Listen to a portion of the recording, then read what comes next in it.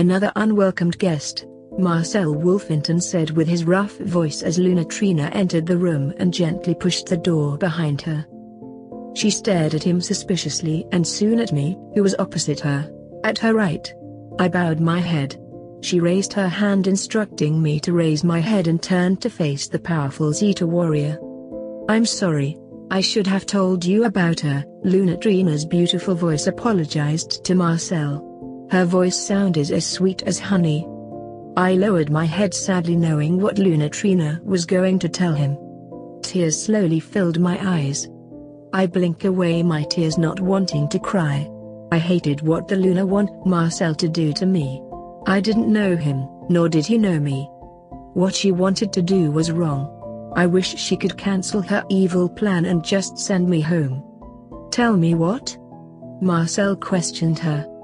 Lunatrina quickly walked over to him gracefully and stood very close to him. Her green eyes stare into his dark eyes as she slowly moved her hand to his hard chest. I watched her as she traces his scar with her right index finger as they both stared hard into each other's eyes. Marcel glanced at me. Immediately he moved her hand away from his bare chest and walked away from her. "Tell me and you both can leave after," he instructed her gravely. "I have been slaying thousands of men for days. I need my rest." His back turned to her as he stood at his window staring into the dark at the moon. Seeing he was not in any mood for any type of foolishness, I was happy he was. His behavior now would prevent Lunatrina from carrying out her plan, which could cause her to find a way to send me from the castle without anyone knowing. I just hope Marcel's bad-tempered behavior now would forever continue. "I want you to devigenize your brother's concubine now," Lunatrina informed Marcel the reason why she brought me to his room, quickly. An awful and terrible feeling hit me in the gut hearing the words eluding from her mouth like it was the first I knew about it. I just didn't want to be any part of her plan, nor did I want some stranger's hands all over me. I want my first time to be special with the one made for me. That's if I should be lucky to find my mate one day. Marcel turned around appalled by the news and his stare went to me right away. "So will you help me out, please?" Lunatrina questioned him eagerly. Marcel remained staring at me, not answering. My ocean eyes shyly turned away from his, staring at the floor while I hoped he'll refuse to help the Luna. "Will you?" Lunatrina again questioned him. "You're a beautiful she-wolf and a wolf that every man would die for. Why does Maximus want a concubine?" Marcel questioned her instead of answering her. My head raised staring at them agreeing, and there I saw Marcel gently playing with Lunatrina's red hair.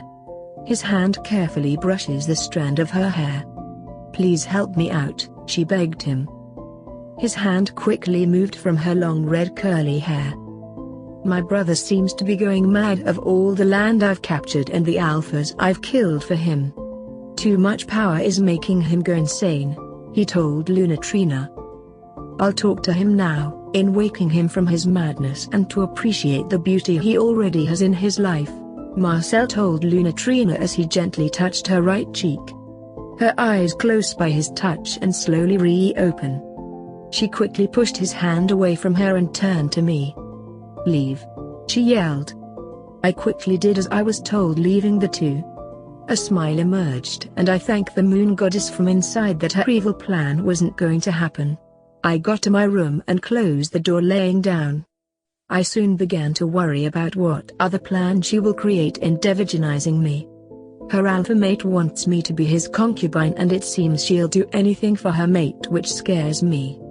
I was eager to know now why her mate, Alpha Maximus, needed me within his life. As Marcel has said, Lunatrina was a beautiful she-wolf that every male would be happy to have. Why did they need a concubine? I heard my doorknob spin.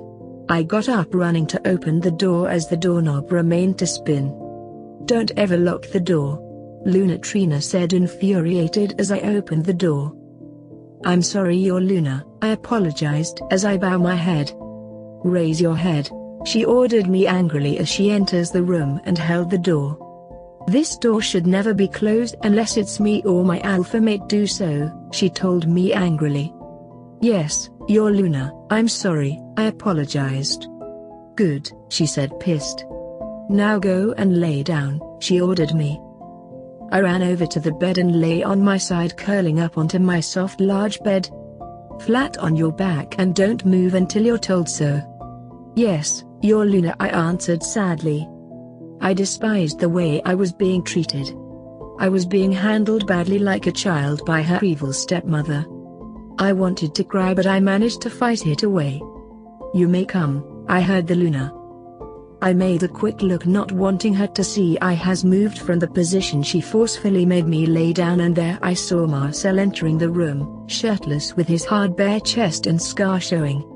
He looked the same way I had left him in his room. My head turned away before our eyes could meet, and I bit my bottom lips, trying hard to hold back my tears now. It was difficult to, knowing what was about to happen. I doubt I'll be able to hold back my tears any longer. "Please let me know when you're done," I again heard the Luna. "Yes," Marcel Wolfington said with his rough voice. The door closed and sadly I couldn't help to look. Luna Trina was no longer in the room, but Marcel. Marcel's dark eyes and I met. He stood strong in front of the door. My eyes went away from his melancholy, and I stared straight away from his while I waited on him with a racing heart to devaginize me, knowing there was nothing I could do about it.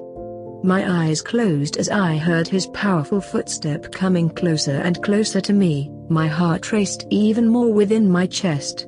I bit my bottom lip and I closed my eyes tightly.